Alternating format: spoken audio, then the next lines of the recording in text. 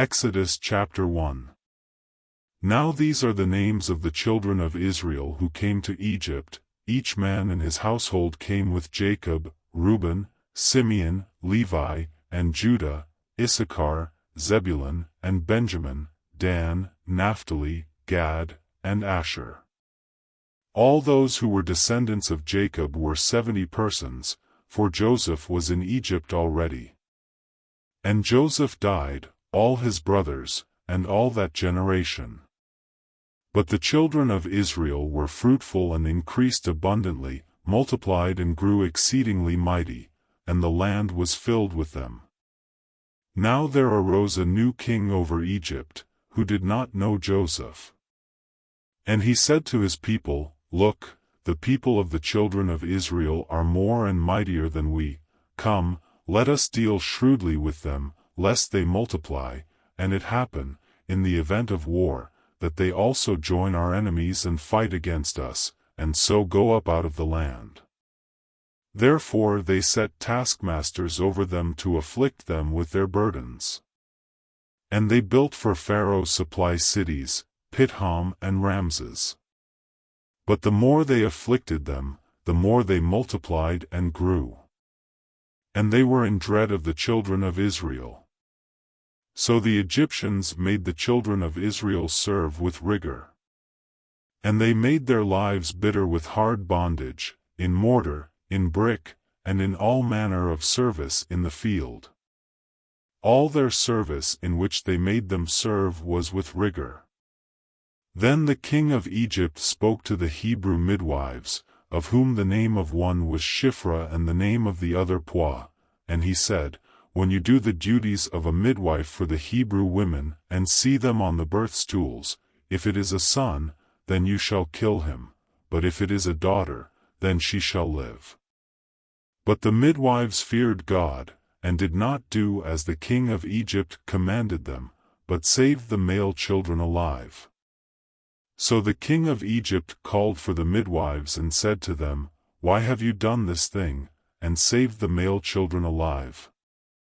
And the midwives said to Pharaoh, Because the Hebrew women are not like the Egyptian women, for they are lively and give birth before the midwives come to them. Therefore God dealt well with the midwives, and the people multiplied and grew very mighty. And so it was, because the midwives feared God, that he provided households for them. So Pharaoh commanded all his people, saying, Every son who is born you shall cast into the river, and every daughter you shall save alive. Exodus chapter 2. And a man of the house of Levi went and took as wife a daughter of Levi. So the woman conceived and bore a son. And when she saw that he was a beautiful child, she hid him 3 months. But when she could no longer hide him, she took an ark of bulrushes for him, daubed it with asphalt and pitch, put the child in it, and laid it in the reeds by the river's bank. And his sister stood afar off, to know what would be done to him. Then the daughter of Pharaoh came down to bathe at the river. And her maidens walked along the riverside, and when she saw the ark among the reeds, she sent her maid to get it. And when she opened it, she saw the child, and behold, the baby wept. So she had compassion on him, and said, This is one of the Hebrews' children. Then his sister said to Pharaoh's daughter, Shall I go and call a nurse for you from the Hebrew women, that she may nurse the child for you? And Pharaoh's daughter said to her, Go. So the maiden went and called the child's mother. Then Pharaoh's daughter said to her, Take this child away and nurse him for me, and I will give you your wages. So the woman took the child and nursed him. And the child grew, and she brought him to Pharaoh's daughter, and he became her son. So she called his name Moses, saying, Because I drew him out of the water.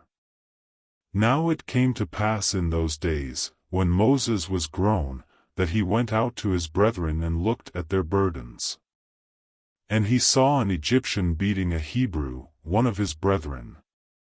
So he looked this way and that way, and when he saw no one, he killed the Egyptian and hid him in the sand. And when he went out the second day, behold, 2 Hebrew men were fighting, and he said to the one who did the wrong, Why are you striking your companion? Then he said, Who made you a prince and a judge over us? Do you intend to kill me as you killed the Egyptian? So Moses feared and said, Surely this thing is known. When Pharaoh heard of this matter, he sought to kill Moses. But Moses fled from the face of Pharaoh and dwelt in the land of Midian, and he sat down by a well. Now the priest of Midian had 7 daughters. And they came and drew water, and they filled the troughs to water their father's flock. Then the shepherds came and drove them away, but Moses stood up and helped them, and watered their flock. When they came to Reuel their father, he said, How is it that you have come so soon today? And they said, An Egyptian delivered us from the hand of the shepherds, and he also drew enough water for us and watered the flock. So he said to his daughters, And where is he? Why is it that you have left the man? Call him, that he may eat bread. Then Moses was content to live with the man, and he gave Zipporah his daughter to Moses. And she bore him a son. He called his name Gershom, for he said, I have been a stranger in a foreign land. Now it happened in the process of time that the king of Egypt died. Then the children of Israel groaned because of the bondage, and they cried out, and their cry came up to God because of the bondage. So God heard their groaning, and God remembered his covenant with Abraham, with Isaac, and with Jacob. And God looked upon the children of Israel, and God acknowledged them. Exodus chapter 3. Now Moses was tending the flock of Jethro his father-in-law, the priest of Midian. And he led the flock to the back of the desert, and came to Horeb, the mountain of God. And the angel of the Lord appeared to him in a flame of fire from the midst of a bush. So he looked, and behold, the bush was burning with fire, but the bush was not consumed. Then Moses said, I will now turn aside and see this great sight, why the bush does not burn. So when the Lord saw that he turned aside to look, God called to him from the midst of the bush and said, Moses, Moses. And he said, Here I am. Then he said, Do not draw near this place. Take your sandals off your feet, for the place where you stand is holy ground. Moreover he said, I am the God of your father, the God of Abraham, the God of Isaac, and the God of Jacob. And Moses hid his face, for he was afraid to look upon God.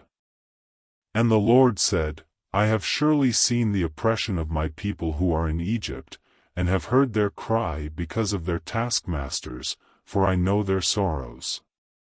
So I have come down to deliver them out of the hand of the Egyptians, and to bring them up from that land to a good and large land, to a land flowing with milk and honey, to the place of the Canaanites and the Hittites and the Amorites and the Perizzites and the Hivites and the Jebusites.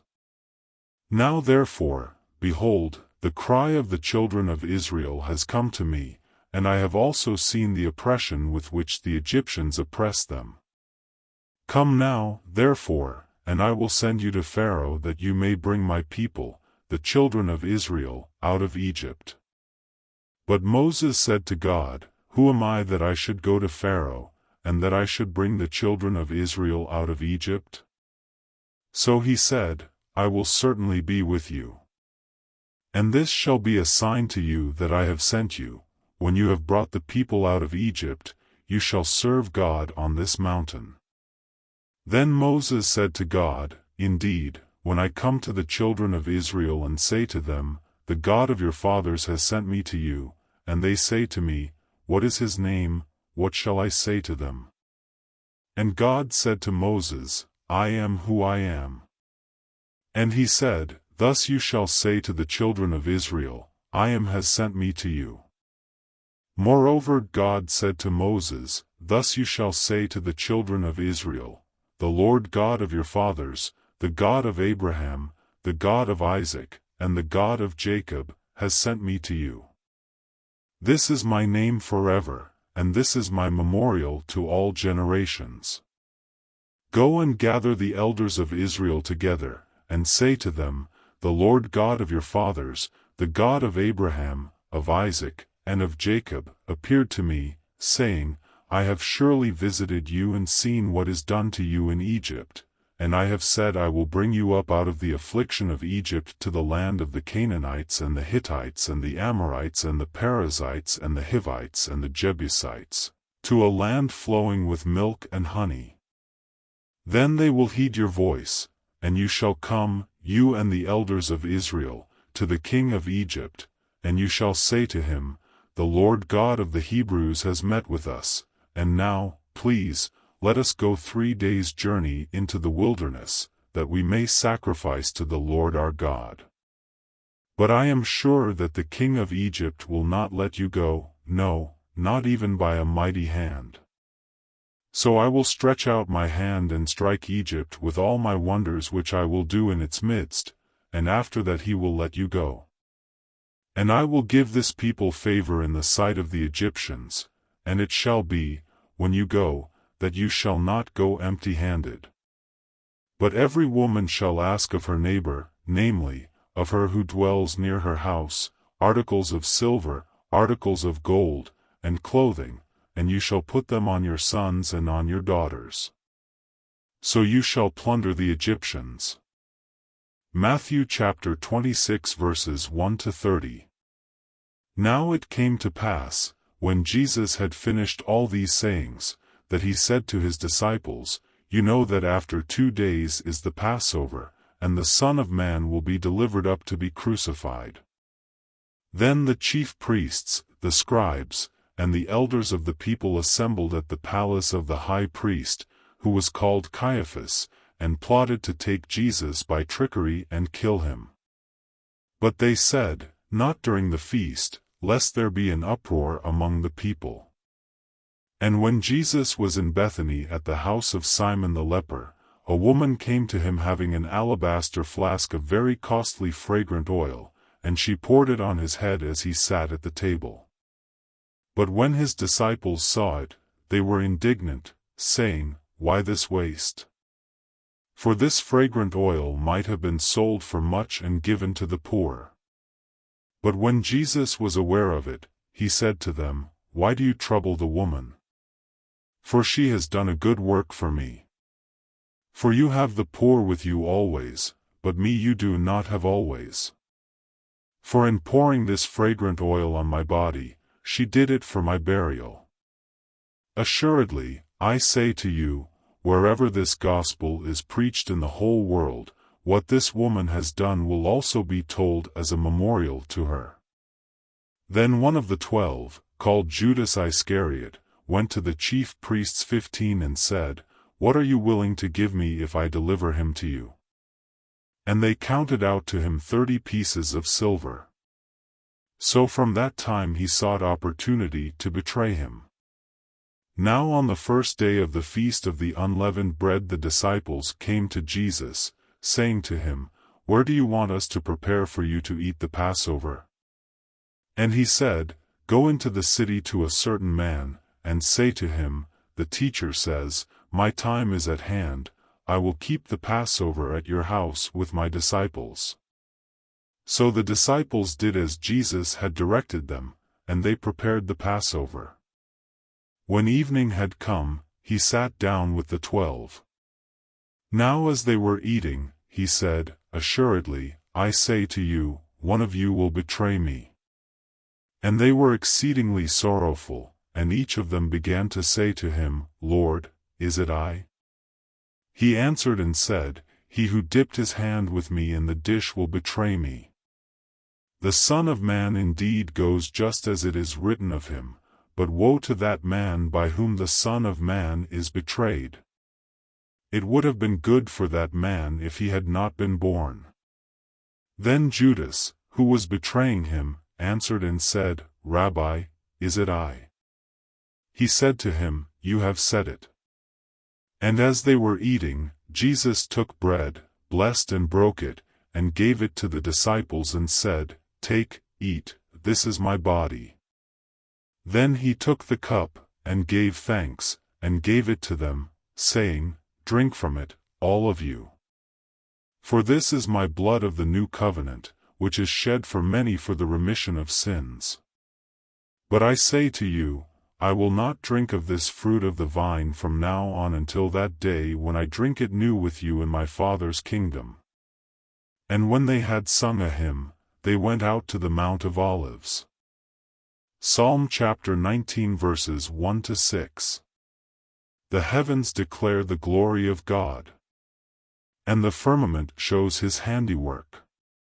Day unto day utters speech, and night unto night reveals knowledge. There is no speech nor language, where their voice is not heard. Their line has gone out through all the earth, and their words to the end of the world. In them he has set a tabernacle for the sun, which is like a bridegroom coming out of his chamber, and rejoices like a strong man to run its race. Its rising is from one end of heaven, and its circuit to the other end, and there is nothing hidden from its heat.